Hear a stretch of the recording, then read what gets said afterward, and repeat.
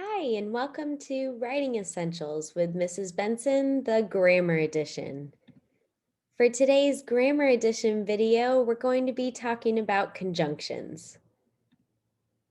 Conjunctions are one of the 8 basic parts of speech, and they're really not too tricky. So I think this will be sort of a relief and something that should be easily understood, hopefully. So you tell me later. The conjunction is a word that joins words together or groups of words together. And that root word con, C-O-N or con, if you're in Spanish, you know this, con means with. And so a conjunction puts something with something else. So it combines elements, okay? We have 3 different types of conjunctions. The coordinating conjunction is probably the most popular or is the most widely used. And we English teachers typically emphasize a certain acronym to help you remember the coordinating conjunctions. And that acronym is fanboys. So fanboys stands for and, nor, but, or, yet, so. Okay? I like to say fanboys. And those fanboys conjunctions are really popular. Think peanut butter and jelly, apples and bananas. I want to go, but I can't. So those are your most popular conjunctions. Now, there are 2 other types of conjunctions that we use in our writing, and I want to talk a little bit about those as well. But before I do, let me just tell you that the coordinating conjunction is really an important tactic in our writing. It allows us to avoid living in solely a simple sentence world. So coordinating conjunctions are really useful tools for taking 2 what could be independent sentences and putting them together to make compound sentences and compound complex sentences. So we're very grateful for coordinating conjunctions, and they really add dynamics to our writing. But with that said, moving on, the correlative conjunction is not as widely used, but can serve a really cool function in your writing.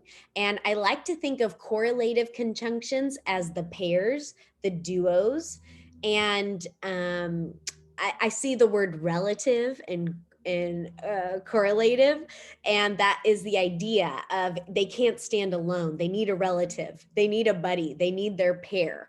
And so those duos for the correlative conjunctions are both and, not only but also, either or, and neither nor. And so what that means is I'm using both of those words of the duo within my sentence or within my thought. So both John and Max had to turn in their assignment. Both and. Not only John, but also Max was able to finish it on time. So not only, but also. The correlative conjunctions are a really useful asset to instituting what's called parallelism or parallel structure in your writing, which there's another video about that one. But it's just the idea of presenting parallel elements, presenting multiple elements that have significant importance or even equal importance in one sentence or in one complete thought. So great conjunctions. And then the third type of conjunction, whereas the coordinating conjunctions we use a lot more in our independent clause world, combining independent clauses. The subordinating conjunctions are really significant in the subordinate clause world. So what that means, or what I mean by that, is that we use subordinating conjunctions. They're words that we use to create incomplete thoughts. We create dependent or subordinate clauses that are then attached to an independent clause, a complete thought. So when I give you examples of subordinate conjunctions, I think that helps make it make a little more sense. So those words are if, since, when, because, although, even though, as if. All those words are examples of subordinating conjunctions, and it makes sense. Once I attach one of those words to the start of a clause, I make it unable to stand alone. Think about it.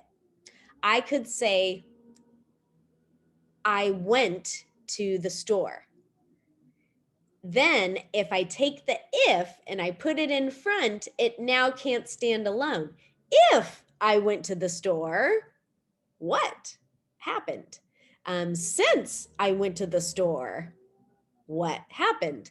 When I went to the store, what happened? So these subordinating conjunctions have a very cool tactic of creating clauses that can't stand alone. And they're nice openers, right? They're great ways to start sentences and add dynamics by beginning with a subordinate clause rather than always starting, our typical sort of pattern with starting sentences is to start with a subject verb combo. And so we have a lot of sentences that start with either a noun or pronoun or some form of an article like the or a. And so subordinating conjunctions and subordinate clauses are a really nice way to up your ante in sentence dynamics, which just makes your writing that much better. So it's important to know about conjunctions. Conjunctions are key in our writing, and you're using them already, right? You're using them effectively.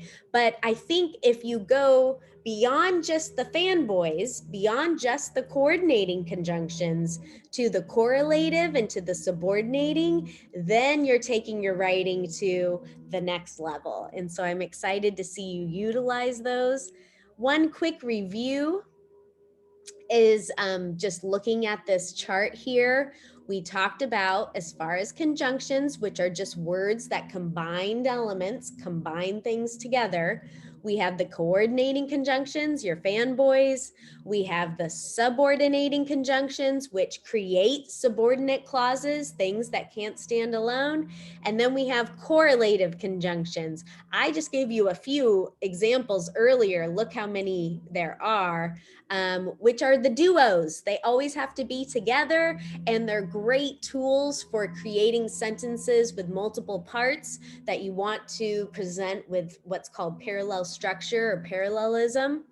All right, you guys, you're on your way to being a more sophisticated and dynamic writer, and I'm excited to see you grow and to have that progress. Take care.